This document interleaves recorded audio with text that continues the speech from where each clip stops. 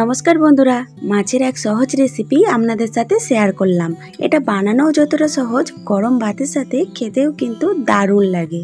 তো প্রথমে মাছে লবণ হলুদ মাখিয়ে নিতে হবে। এখানে আমি রুই মাছ ব্যবহার করেছি, আপনারা আপনাদের পছন্দ মতো মাছ নিতে পারেন। এরপর সাদা আর কালো সর্ষে গরম তাওয়াতে বেশ ভালো করে ভেজে নিতে হবে। সর্ষেগুলি ভালো করে ভাজা হয়ে যাওয়ার পর ঠান্ডা করে নিতে হবে। এরপর একটা হামালদিস্তার সাহায্যে বা মিক্সির সাহায্যে মিহি গুঁড়ো করে নিতে হবে। এরপর মাছ ভাজার পালা। গরম কড়াইয়ে সর্ষের তেল দিয়ে একে একে মাছের পিসগুলিকে দিয়ে উল্টে পাল্টে ভালো করে ভেজে নিতে হবে। মাছগুলি ভাজা হয়ে গেলে একটি পাত্রে তুলে নিতে হবে, আর ওই মাছ ভাজা তেলের উপর দিয়ে দিতে হবে কালো জিরে আর কয়েকটা চেরা কাঁচা লঙ্কা। একটু নাড়াচাড়া করে দিয়ে দিতে হবে পরিমাণ মতো জল, হলুদ গুঁড়ো আর পরিমাণ মতো লবণ।